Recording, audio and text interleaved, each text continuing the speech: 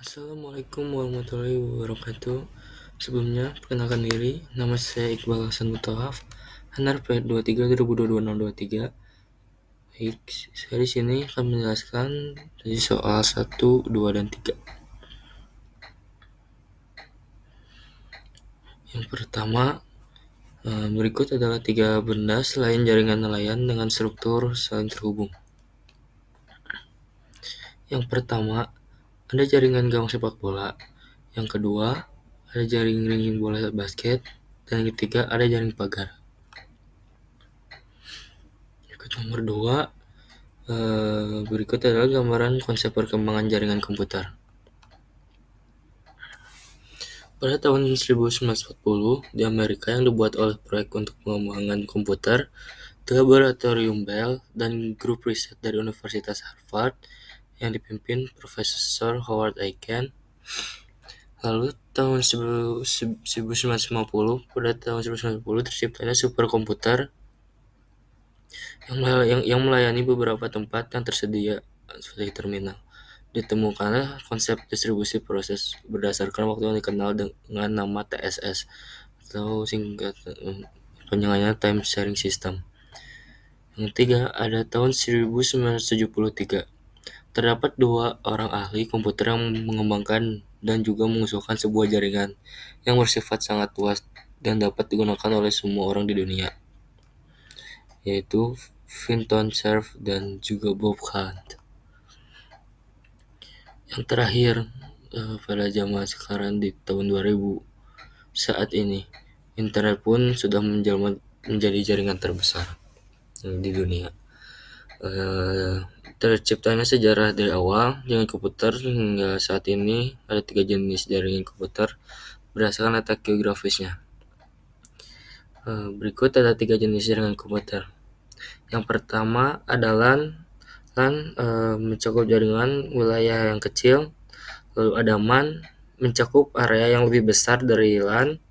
Dan yang terakhir ada WAN, terdiri dari yang terbesar, dapat mencakup antar benua atau negara.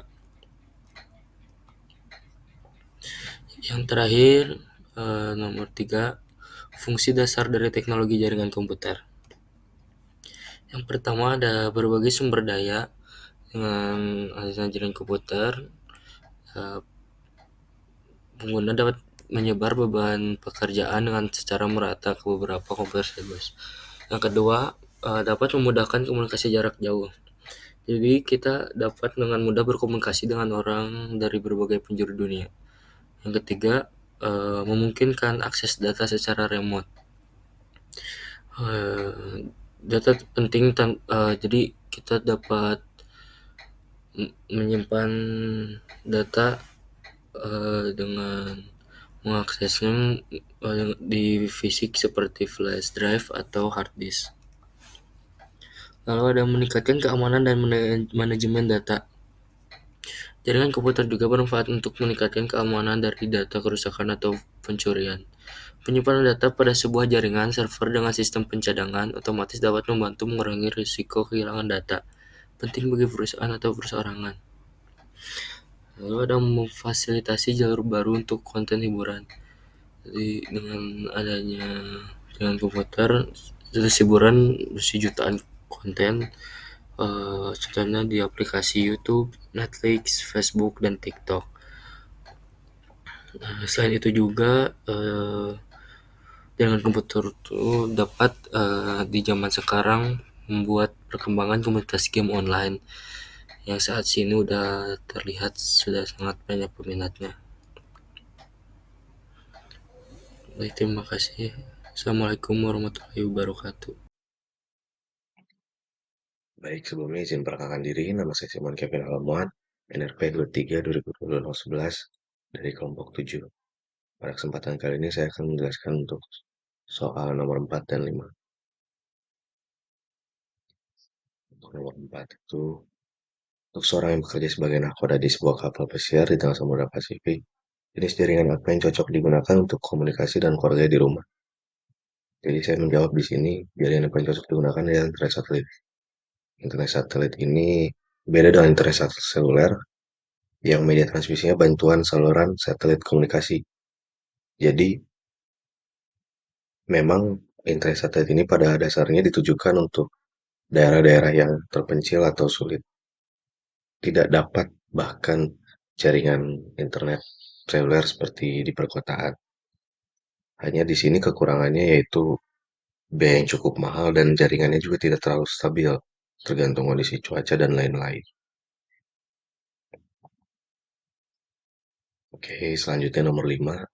Jika Anda diminta untuk merekomendasikan media transmisi pengantar jaringan yang cocok untuk LAN di laboratorium tempat Anda kuliah, maka media pengantar jaringan apa yang cocok dan sertakan alasannya. Media pengantar jaringan yang cocok menurut saya adalah yang wired network atau yang berkabel, bisa UTP, fiber optik, dan lain-lain. Karena cakupannya tidak luas, menurut saya hanya sebatas lab komputer. Jadi memang tidak perlu sampai menggunakan yang wireless. Kecepatannya tinggi, stabil dalam transfer data, tingkat keamanan tinggi, tidak mudah terinterferensi jaringan lain, tidak seperti wireless. Lalu pemasangannya juga relatif lebih murah. Mungkin yang perlu diperhatikan itu pada saat instalasi harus memang rapih dan baiklah tersusun. Karena jika suatu saat nanti ada kemungkinan untuk perbaikan, akan lebih mudah itu dalam prosesnya. Baik, sekian dari saya. Terima kasih.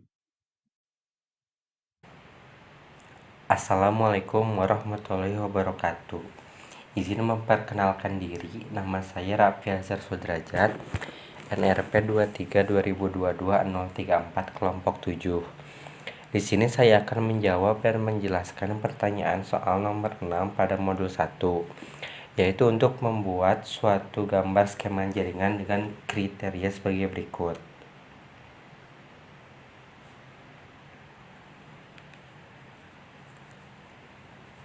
Saya sudah membuat gambar skemanya. Ini adalah gambar skema di mana terdapat beberapa perangkat seperti switch, satu server, 5 PC, dan satu printer.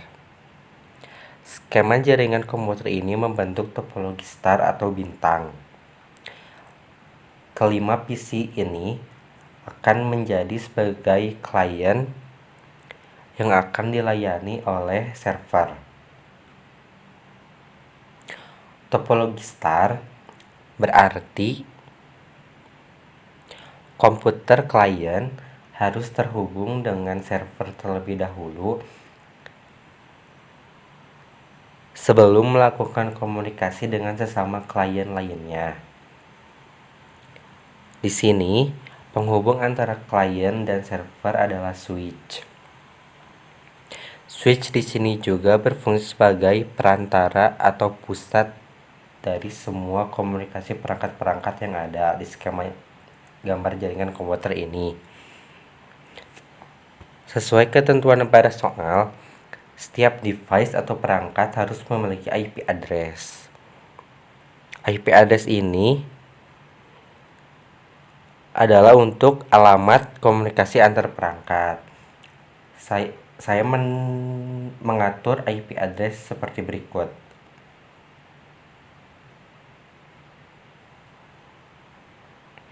Setelah PC klien terhubung dengan server ataupun PC klien terhubung dengan klien lainnya, karena di sini terdapat pusat penghubung berupa switch yang menghubungkan dari satu perangkat ke perangkat lainnya.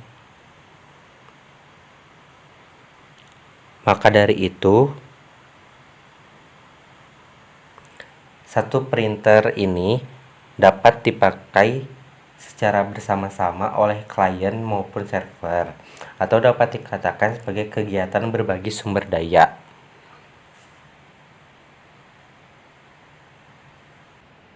Sekian dari saya dan terima kasih.